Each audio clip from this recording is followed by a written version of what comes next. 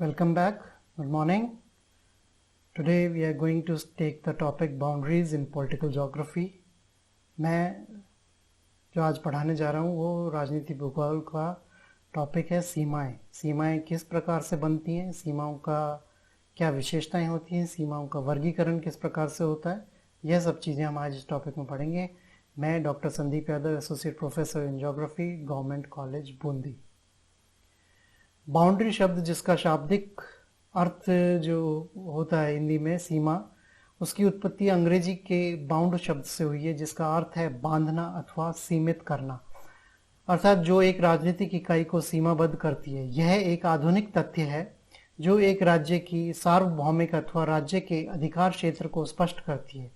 इसके संबंध में अनेक भूगोलवेताओं ने विचार व्यक्त कर व्याख्या की है। कुछ प्रमुख विचारकों के मत इस प्रकार से हैं। ए मूडी के अनुसार सीमा उस क्षेत्र को निर्धारित करती है जिसमें राज्य का आंतरिक संगठन विकसित होता है तथा जिसके सहारे राज्य अन्य राज्यों के संगठनों का विकास होता है। पाउंड्स के अनुसार सीमाएं राज्य की सार्वभौमिकता को पड़ोसी राज्य से अलग करती हैं।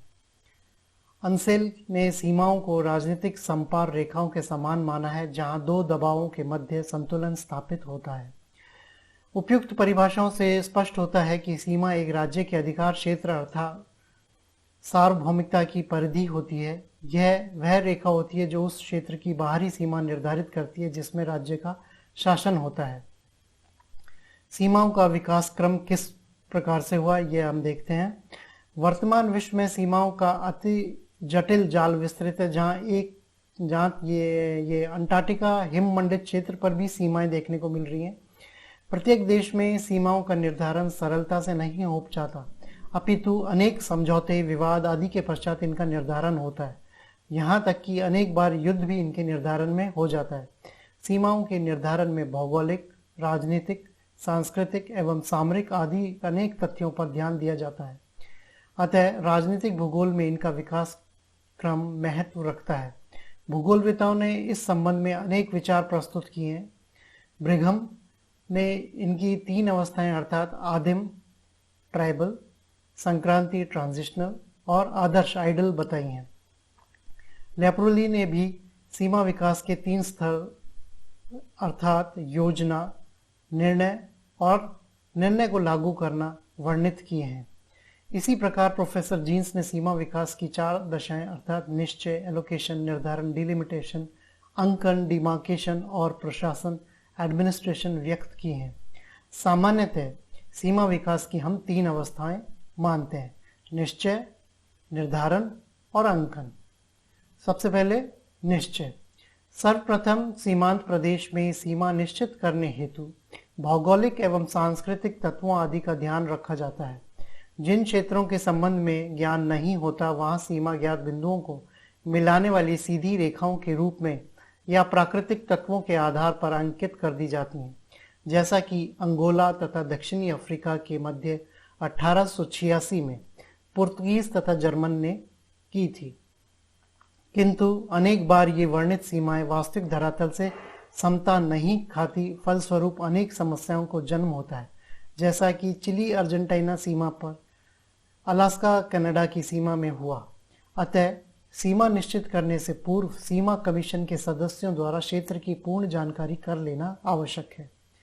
सीमा विकास की इस प्रथम अवस्था में विवादास्पद वर्णन अथवा इस प्रकार के आधार जिनमें परिवर्तन होता रहता है को सम्मिलित नहीं करना चाहिए, अन्यथा ये सीमा विवाद का कारण बन जाते हैं। इस समस्या के समाधान हेतु जोन्स ने सिद्धांत रूप से सीमा परिभाषित करने का विचार व्यक्त किया, अर्थात क्षेत्रीय विभाजन और उसके आधार की पूर्ण व्याख्या की जानी चाहिए। प्राकृतिक रूप के आधार पर व्यक्त सीमा कभी कभी गलत मानचित्र या भू रूप में परिवर्तन के कारण वास्तविकता से समता नहीं रखती। जैसे 1885 में ब्रिटेन और जर्मनी में नाइजीरिया तथा कमरून के मध्य रायोडेल रे नदी के दाहिने किनारे को सीमा स्वीकार किया, किंतु वास्तविकता यह थी कि यह नदी इतनी बड़ी नहीं थी जितनी मानचित्र पर बनाई गई थी। इसके साथ ही सांस्कृतिक तत्वों को भी ध्यान में रखना आवश्यक है। दूसरा है निर्धारण। सीमा निर्धारण अत्यधिक प्रमुख अवस्था है क्योंकि इसी को लेकर कालांतर में अनेक विवाद होते हैं। सीमा निर्धारण के संबंध में मैकमोहन ने लिखा है कि सीमा रेखा का संधि अथवा अन्य प्रकार से निर्धारण तथा लिखित या मौखिक रूप से परिभाषित सीमा निर्धारण कहलाता है। इसमें प्राकृतिक तथा सांस्कृतिक वातावरण की अत्यधिक महत्ता है।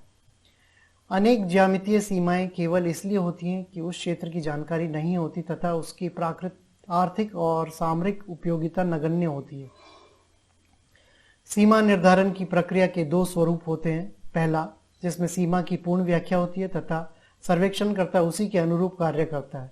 दूसरे में सर्वेक्षणकर्ता क्षेत्रीय परिस्थितियों के कारण कुछ सामंजस्य करने में स्वतंत्र होता है।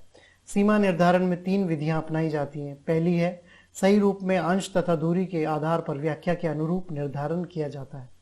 प्रमुख घुमाव बिंदुओं जिनसे होकर सीमा गुजरती है का वर्णन होता है। और तीसरा है, विधि में सीमा किसी रेखात्मक दृश्य जैसे सड़क, नदी, पर्वत, शिखर आदि के आधार पर होती है। यदि सीमा का निर्धारण समुचित रूप में हो जाता है तो सीमा विवाद नहीं होते। और तीसरा है अंकन। अंकन से तात्पर्य है वर्णित सीमा का वास्तविक रूप में अंकन करना जिसको देखा जा सके, जैसे स्तंभ लगाकर या कांटेदार तार लगाकर या अन्य साधन द्वारा। अंकन की 2 प्रमुख समस्याएं वर्णित सीमा की सही व्याख्या तथा अनभिज्ञ वातावरण में सर्वेक्षण है, क्योंकि सीमा के पश्चात उसका अनिश्चित वर्णन, अनेक जगहों के नामों के संबंध में भ्रांतियां, अस्तित्वहीन वस्तुओं का वर्णन या समय के साथ परिवर्तन के कारण अनेक समस्याओं को जन्म होता है। इसका एक कारण यह भी है कि सीमा निर्धारण के तुरंत बाद ही जब अंकन नहीं होता तब बाद में अनेक समस्याओं का जन्म हो जाता है। आज भी विश्व में अनेक सीमाएं अंकित नहीं है। सीमांकन हेतु सीमा स्तंभों का उपयोग सर्वाधिक किया जाता है। सीमाओं की क्या विशेषताएं हैं? सीमाओं की उपयुक्त परिभाषाओं से उनकी कुछ आधारभूत विशेषताएं हमें स्पष्ट होती हैं जो उसकी संकल्पना को और अर्थ को समझने में सहायक होती हैं। ये हैं, अंतर्राष्ट्रीय सीमाएं कृत्रिम होती हैं। 2 राज्यों के मध्य धरातल पर इनका अंकन प्राय भौतिक बाधाओं के सहारे किया जाता है। सीमाएं रेखीय न होकर 2 राज्यों के मध्य ऊर्ध्वाधर तल हैं जो दोनों राज्यों के मध्य अंतरिक्ष, धरातल और अधोभौमिक क्षेत्र को विभाजित करती है। मतलब जो धरातल के सतह को विभाजित करती है। 2 राज्यों के मध्य जो विभिन्न विशेषताओं के संदर्भ में तटस्थ क्षेत्र होता है उसी में से होकर ये सीमाएं खींची जाती हैं। राज्य की प्रभुसत्ता में परिवर्तन के साथ सीमाएं भी परिवर्तनशील होती हैं। सीमाएं 2 राज्यों के मध्य बाधा स्वरूप हैं। आवागमन, वैचारिक प्रवाह आदि में ये बाधा बनती हैं। सीमाएं 2 संप्रभुता संपन्न राज्यों के बीच आर्थिक एवं धरातलीय बाधा स्वरूप हैं। सीमा की उपयुक्त विशेषताओं से स्पष्ट होता है कि सीमा राजनीतिक इकाई के क्षेत्रीय विस्तार को सीमांकित करती हैं तथा संपूर्ण राज्य तंत्र को एकता में बांधे रखती हैं। सीमाओं का वर्गीकरण। राजनीतिक भूगोल में सीमाओं का वर्गीकरण 2 प्रकार से किया जाता है। प्रथम, रचना संबंधी वर्गीकरण और दूसरा आनुवांशिक या उत्पत्ति संबंधी वर्गीकरण। इनका संक्षेप में विवेचन सीमाओं के स्वरूप को समझने में सहायक है। सीमाओं का रचना संबंधी वर्गीकरण। सीमाओं के निर्धारण में विश्व में कहीं प्राकृतिक तो कहीं प्रजातीय स्वरूप को आधार माना जाता है तथा कभी कभी मात्र रेखात्मक अंकन को आधार स्वीकार किया जाता है। इसी को मानकर रचना के आधार पर सीमाओं को 3 भागों में हम वर्गीकृत कर सकते हैं: भू आकृतिक सीमा, प्रजातीय भौगोलिक सीमा और ज्यामितीय या रेखात्मक सीमा। सबसे पहले हम भू आकारिक सीमा को पढ़ेंगे। जब सीमा निर्धारण का आधार किसी धरातलीय आकृति जैसे पर्वत, नदी, झील आदि से संबंधित होता है तो उसे भू आकारिक सीमा की संज्ञा दी जाती है। इसके अंतर्गत प्रमुखतः पर्वतीय, पठारी, नदी, झील आदि द्वारा निर्धारित सीमाएं महत्वपूर्ण होती हैं। सागरीय सीमा का विस्तार समुद्र तट से सागर की ओर होता है, जिसका विवेचन क्षेत्रीय सागर परिकल्पना के अंतर्गत होते हैं, किंतु ये दृश्यावली अनिर्धारित है एवं विस्तारित होती है। पर्वतीय, नदी एवं झील द्वारा निर्धारित सीमाओं का संक्षिप्त विवेचन अपेक्षित है। पहले पर्वतीय सीमा।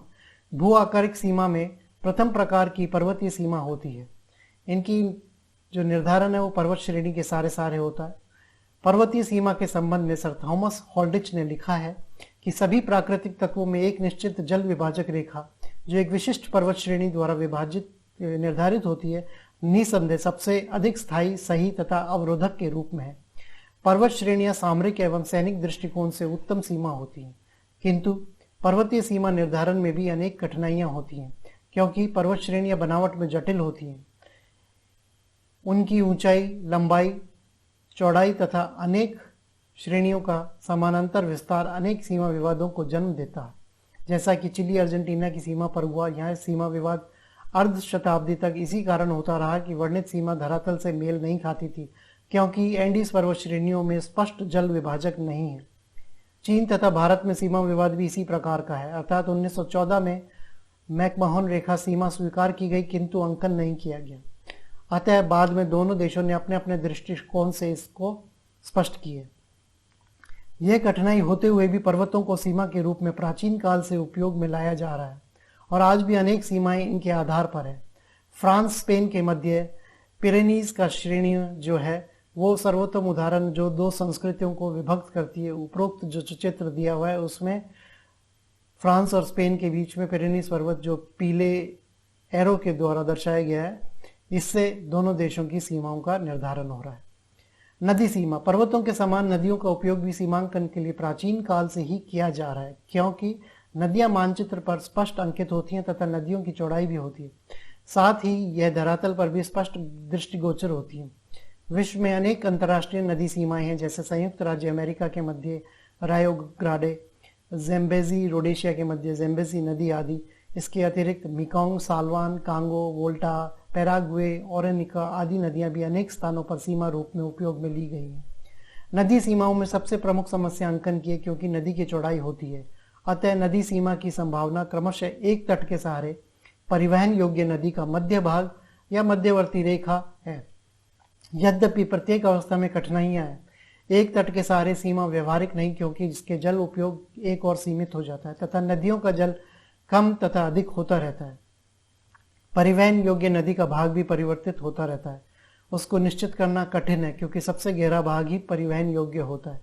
उसके लिए यह आवश्यक नहीं कि वह मध्य में ही हो। मध्यवर्ती रेखा दोनों किनारों से समान दूरी पर स्थित होती है। उपरोक्त चित्र में आप देखिए, थाईलैंड और जो लाओस है इसके बीच में ये मेकोंग नदी ने सीमा बना रखी है।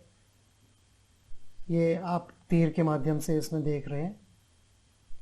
यदि इस अवस्था में नदी में जल परिवहन होगा तो अंतर्राष्ट्रीय सीमा का उल्लंघन होगा। उसके लिए नदी के दोनों किनारे निश्चित होना आवश्यक है, जिसमें परिवर्तन होता रहता है। वास्तव में नदी सीमाएं दोनों देशों के आपसी सहयोग से ही सफल होती हैं। तीसरी इसमें है झील सीमा। झीलों से भी सीमा निर्धारित की है। सामान्यतः इसमें मध्य रेखा को स्वीकार करते हैं, जैसा कि संयुक्त राज्य और कनाडा की सीमा सुपीरियर, हुरन, ईरी और ओंटेरियो झीलों से गुजरती है। ये जो चित्र है इसके अंदर आप लाल तीर के हिसाब से देखें, इन झीलों के बीच में से इनकी अंतर्राष्ट्रीय सीमा गुजर रही है। पूर्वी अफ्रीका में समझौते द्वारा झीलों में सीमा निश्चित की है। विक्टोरिया झील का विभाजन युगांडा, कीनिया तथा टांगानिका में असमान है, जो मध्य रेखा पर आधारित नहीं है।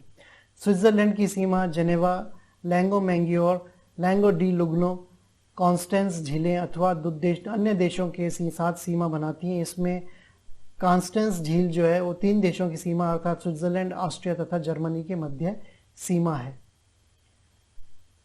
दूसरी जो कैटेगरी है वो है प्रजातीय भौगोलिक सीमाएं। प्रजातीय सीमा से तात्पर्य है जिसका निर्धारण जाति, भाषा अथवा धर्म के आधार पर हो अथवा जो सांस्कृतिक वातावरण को विभक्त करती हो। धर्म के आधार पर सीमा निर्धारण भारत, पाकिस्तान या अरब इजराइल की सीमा से स्पष्ट होता है। राज्यों की आंतरिक सीमाएं भी इनमें प्रभावित होती हैं। जैसे भारत में राज्यों की सीमा भाषा के आधार पर निश्चित की गई है। इसी प्रकार कांगो ने अपने 20 प्रांतों की सीमा आदिवासी जातियों की पृथकता के आधार पर अंकित की है। संयुक्त राज्य अमेरिका और मैक्सिको की सीमा भी निर्धारण भी इसी आधार पर हुई है। तीसरी कैटेगरी है ज्यामितीय सीमाएं। विश्व में अनेक सीमाओं का आधार मात्र रेखाएं हैं। ज्यामितीय सीमाएं के 4 स्वरूप देखे जाते हैं। पहला, देशांतर के सहारे उत्तर दक्षिण से विस्तृत। दूसरा, अक्षांश के सहारे पूर्व पश्चिम में विस्तृत। तीसरा, 2 बिंदुओं के मध्य निम्नतम दूरी को मिलाने वाली रेखा। और चौथा है नदी अथवा समुद्र तट के समान दूरी पर अंकित सीमाएं। अब अफ्रीका के मानचित्र में आप देखिए, इजिप्ट और लीबिया के बीच में बिल्कुल सीधी रेखा खींच दी, क्योंकि ये पूर्व में उपनिवेश थे तो सीमा जब इनका बंटवारा किया गया तो सीधी रेखाओं के द्वारा कर दिया गया। ये अलास्का और कनाडा के मध्य भी बिल्कुल सीधी रेखा खींच दी गई है। ऐसे ही कनाडा और अमेरिका के बीच में जो सीधी रेखा है वो भी आप देखें ये बिल्कुल सीधी रेखा के रूप में नजर आ रही है। विश्व में ज्यामितीय सीमाएं अनेक हैं। देशांतर के सहारे अंकित सीमा का सबसे अच्छा उदाहरण अलास्का कनाडा सीमा है, जो 141 डिग्री पश्चिमी देशांतर के सहारे विस्तृत है।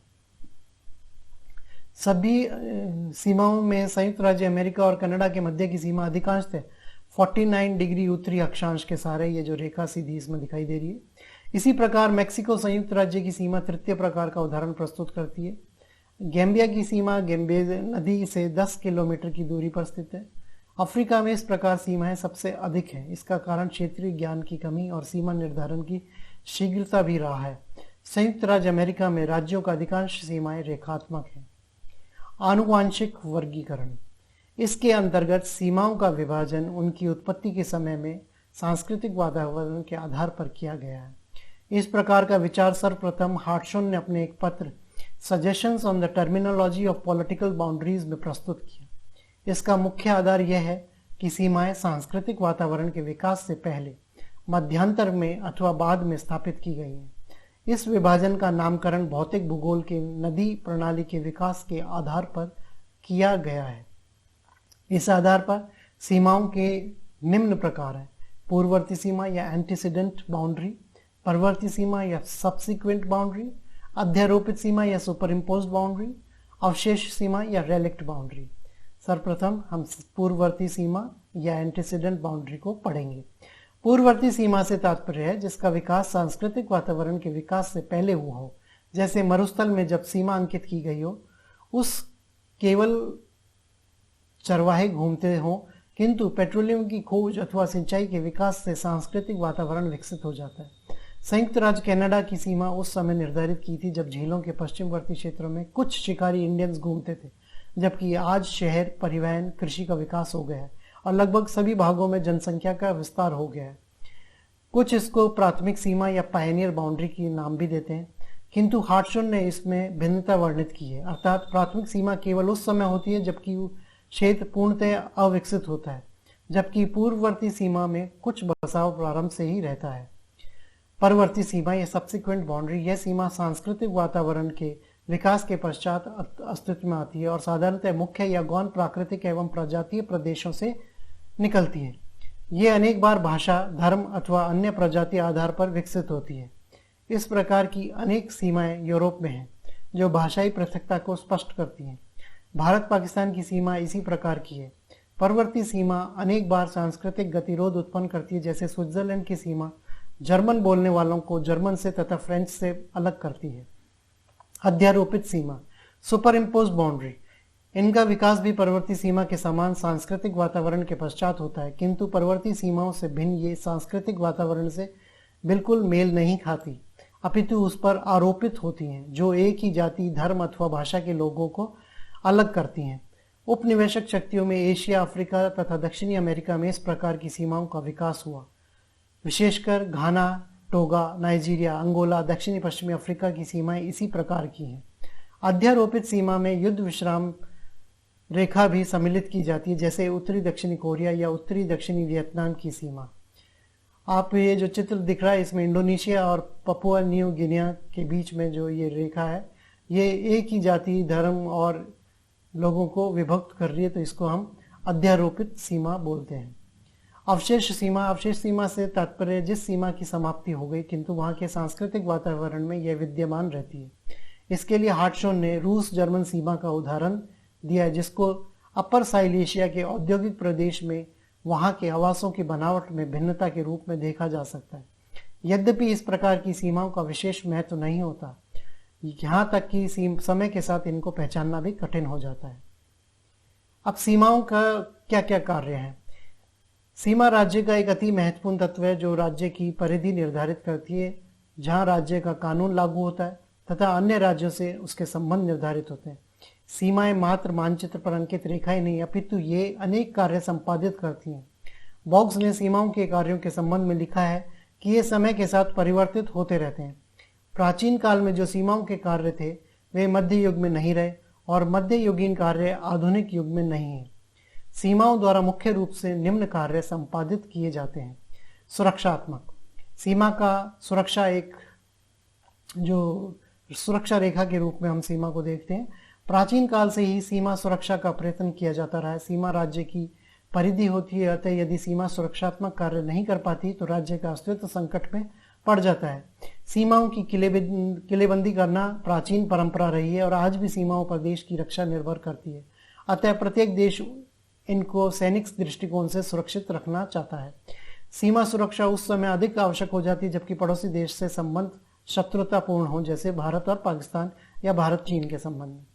यद्यपि वर्तमान काल युद्ध की तकनीकी का इतना अधिक विकास हो गया कि सीमा की नहीं अपितु आंतरिक स्थल भी सरलता से भेद्य हो गए, किंतु इसके साथ ही सुरक्षात्मक तकनीक का भी विकास हुआ है। आज यद्यपि पर्वतीय या दीवार की सीमा का महत्व नहीं है, किंतु प्रत्येक देश अपने स्तर के अनुसार सुरक्षा के उपाय करते हैं तथा सीमाएं आज भी सुरक्षात्मक कार्य संपन्न करती हैं। दूसरा है अवरोध कार्य। सीमा अवरोधक के रूप में सदा से रही हैं और आज भी हैं। सीमाओं को कितना अधिक अवरोधक बनाया जाए यह प्रत्येक देश की नीति पर निर्भर करता है। सीमा अवरोधक का चरम स्वरूप लौह आवरण के रूप में मिलता है जो पूर्व सोवियत संघ ने स्थापित किया, जिसमें मानव या वस्तुएं ही नहीं अपितु मानव विचार भी अप्रवेशित थे। दूसरी ओर अनेक देश जैसे संयुक्त राज्य और कनाडा आदि में सामान्य रूप से आदान प्रदान होता रहता है, किंतु यह सत्य है कि प्रत्येक देश की सीमा एक अवरोधक है, यद्यपि इसकी मात्रा में भिन्नता हो सकती है। सीमा के अवरोधक कार्य के ही कारण राज्य का अन्य राज्यों से भिन्न एक विशिष्ट स्वरूप विकसित होता है। राज्य व्यवस्था के अभिन्न अंग के रूप में सीमा देखी जाती है। सर्वप्रथम सीमा का व्यवहारिक या व्यापारिक कार्य है। सीमा पार से होने वाले व्यापार के निम्न नियम होते हैं। प्रत्येक राज्य के सीमा संबंधी नियम होते हैं। इसके बाहर से सामान पर रोक लगाई जा सकती है जिससे कि आंतरिक उद्योगों को प्रोत्साहन मिलता है। इस प्रकार अनियंत्रित व्यापार पर भी सीमा पर ही रोक लगाई जाती है, अन्यथा इसमें देश की आर्थिक व्यवस्था में बाधा उत्पन्न हो जाती है।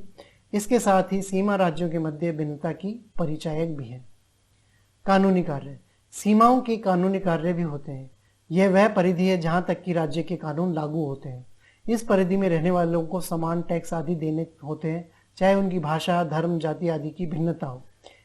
इसके अतिरिक्त राज्य, आवास एवं प्रवास भी सीमा पर स्थित अनेक स्थानों पर माध्यम से रोक लगा जाती है। उपयुक्त विवरण के आधार पर सीमाओं के कार्यों को दो समुदायों में विभक्त किया जा सकता है।